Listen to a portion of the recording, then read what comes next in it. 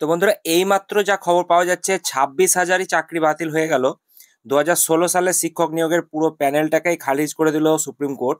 3 মাসের মধ্যে নতুন নিয়োগ হবে এমনটাই কিন্তু আপডেট আসছে। তো 2016 সালে এসএসসিতে নিয়োগের পুরো প্যানেল বাতিল করলো সুপ্রিম কোর্ট। বলল পুরো প্রক্রিয়া কারচুপি হয়েছে, ওই নিয়োগ প্রক্রিয়ার কোনো বিশ্বাসযোগ্যতা নেই। সেই সঙ্গে রাজ্যের 26,000 চাকরি বাতিল করে প্রধান বিচারপতি যিনি রয়েছেন সঞ্জীব খান্না এবং বিচারপতি সঞ্জয় কুমারের বেঞ্চ জানিয়েছে 3 মাসের মধ্যে নতুন নিয়োগ প্রক্রিয়া শুরু করতে হবে। শীর্ষ আদালতের নির্দেশ, নতুন নিয়োগ প্রক্রিয়ায় যারা বাদ যাবেন তাদের বেতন দিতে হবে। ঘোষিত রায়ে বলা হয়েছে যোগ্য অযোগ্য বাছাই করা সম্ভব হয়নি। 2016 সালের এসএসসি পেয়ে যারা চাকরি করছিলেন তারা নতুন নিয়োগ প্রক্রিয়ায় যোগ্যতা পরীক্ষার জন্য আবেদন করতে পারবেন বলেও কিন্তু জানিয়েছে শীর্ষ আদালত। সেই সঙ্গে জানিয়েছে নতুন নিয়োগ প্রক্রিয়া শুরু না হওয়া পর্যন্ত সকলে বেতন কিন্তু পাবেন। তো প্রসঙ্গত ফেব্রুয়ারিতে এই মামলা শুনানি শেষ করে রায় ঘোষণা স্থগিত রেখেছিল আদালত। বুধবার জানানো হয়েছে যে বৃহস্পতিবার সকাল 10:30টায় প্রধান বিচারপতির বেঞ্চ এই মামলার রায় ঘোষণা করবে। সেই সীমা যেটা বলছে সেই সময়সীমা কিন্তু মানেই ঘোষিত রায়।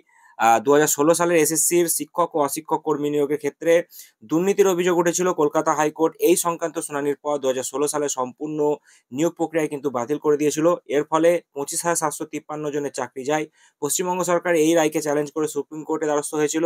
10 ফেব্রুয়ারি শীর্ষ আদালতে এই মামলাটি উঠেছিল শুনানির জন্য। বুধবার সুপ্রিম কোর্ট যে তালিকা প্রকাশ করে তাতে বলা হয়েছিল যে বৃহস্পতিবার সকালে যেটা বলা হয়েছে 26,000 চাকরি বাতিল মামলার কিন্তু রায় ঘোষণা করা হবে। সেই মতোই ঘোষণা হলো।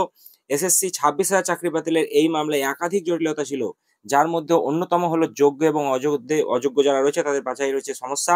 কিভাবে যোগ্য এবং অযোগ্যদের আলাদা করা হবে সেই প্রশ্ন উত্তর মেলেনি। শুনানির শেষ দিন পর্যবেক্ষণে শীর্ষ আদালত জানিয়ে দিয়েছিল যে এই মামলার আসল তথ্য জানা প্রায় অসম্ভব হয়ে দাঁড়িয়েছে, যেহেতু আসল উত্তরপত্র বা ওএমআর শিট উদ্ধার করা সম্ভব হয়নি। তাই কোনো ওএমআর শিটকে আসল বলে কোনো ওএমআর যেটা রয়েছে কোন ওএমআর আসল সেটা কিন্তু নির্ধারণ করা ঠিক হচ্ছে না। তো এসএসসিকে এ বিষয়ে প্রশ্ন করা হলে কমিশনার আইনজীবী জানিয়েছিলেন যে র্যাঙ্ক জাম্প এবং প্যানেল বহির্ভূত নিয়োগের তথ্য তাদের কাছে রয়েছে, কিন্তু ওএমআর শিট কারচুপির তথ্য কমিশনের কাছে নেই। শীর্ষ আদালতে এই মামলার তদন্তকারী সংস্থা সিবিআই বক্তব্য ছিল এসএসসির নিয়োগ প্রক্রিয়ার ব্যাপক দুর্নীতি হয়েছে। সাদা খাতা জমা দিয়েই অনেকে চাকরি পেয়ে গিয়েছে। তাই 26,000 চাকরি বাতিলের এই মামলায় হাইকোর্টের রায় বহাল থাকা উচিত। অন্যদিকে রাজ্য সরকারের তরফে আদালতে জানানো হয় এতজন শিক্ষকের চাকরি একসঙ্গে বাতিল করা হলে রাজ্যের শিক্ষা ব্যবস্থা ভেঙে পড়বে।